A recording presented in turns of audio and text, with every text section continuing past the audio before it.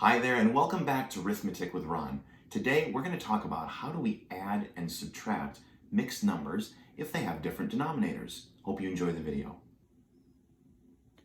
Let's begin today's lesson with a quick review of adding mixed numbers that have a common denominator. We recall that we can add the whole numbers together. 5 plus 4 is 9. And then because our fractions have the same denominator, we can add those together. And since the denominator is the same, we're going to keep it. 2 plus 1 is 3. And recall that any number divided by itself has a value of 1. And so the answer to this problem is 10. This is when you have common denominators. But what do we do if the denominators are now different? Well, let's take a look at an example. Got some stubborn little eraser marks here. Let's try 4 and 2/3 plus 3 and 1/7. So I'm still adding mixed numbers, but now the denominators are not the same. Recall that a mixed number, as we've said before, has a whole part and a fraction part. Since we're adding, we can put the whole numbers together again. 4 plus 3 is 7. But now let's take the fraction parts and add them together. 2 over 3 plus 1 over 7. Well, how do we do this? Recall that what we need to add fractions is a common denominator. And so we're going to use the LCM method, least common multiple, and we're going to take each denominator and write out the skip counting. You can see that the first number in both lists that's the same is 21. That means 21 is the new denominator. So now I'm going to take each fraction and I'm going to rewrite it as a new fraction, but I'm going to multiply by a special 1. And it's going to give me a new denominator of 21. So 3 times something equals 21. Yeah, that's going to be 7.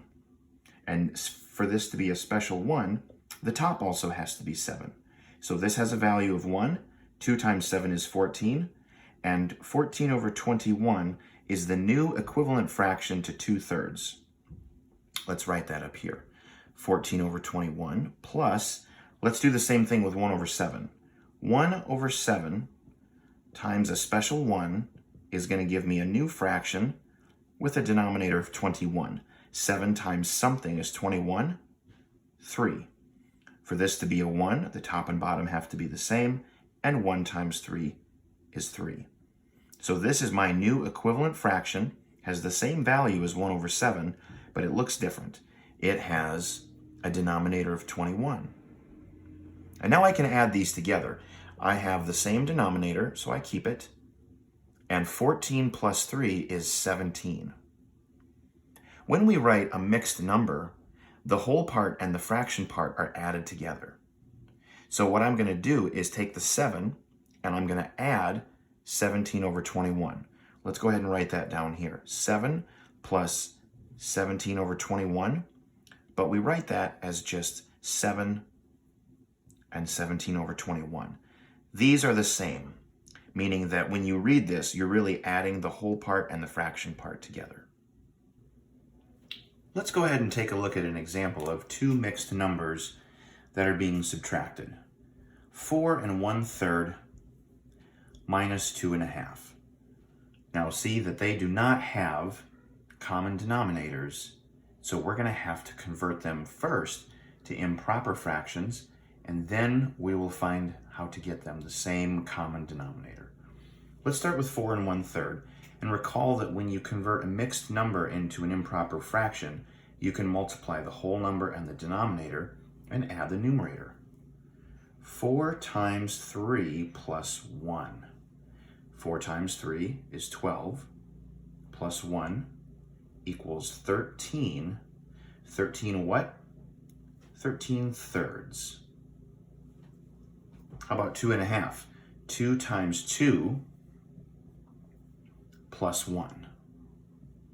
2 times 2 is 4, plus 1 is 5. 5 what? 5 halves. So my original problem can be rewritten as 13 thirds minus 5 halves. This is the improper fraction form of my original mixed numbers. Okay? But I still have the problem where I don't have the same common denominator. So we're going to go ahead and find the common denominator by looking for the least common multiple in their list of multiples. So I'm going to list out 2, 4, 6, 8, 10, and then I'm going to do the multiples for 3, 6, 9, 12, and I see that 6 is the first number in the list that's common. So now let's take 13 thirds. 13 thirds times a special 1 is going to give me a fraction that has 6 for a common denominator because 6 was my least common multiple. 3 times something is 6. Yeah, that's 2. And if 2 is my denominator, then in a special 1, it has to be the numerator as well. And 13 times 2, can you get it? Yeah, 26. So 26 over 6 is my new equivalent fraction for 13 over 3. And I'm going to subtract. Now I need to take 5 over 2 and convert him into an equivalent fraction. So we're going to multiply by a special 1 with a denominator of 6. 2 times something is 6. That's 3. And for a special 1, the numerator has to be the same. 5 times 3 is 15. So 15 over 6 is the equivalent fraction of 5 over 2 with the least common multiple of 6 as a denominator. Now if I subtract these, they have the same denominator, and so I can subtract the numerators. Let's go ahead and do that down here.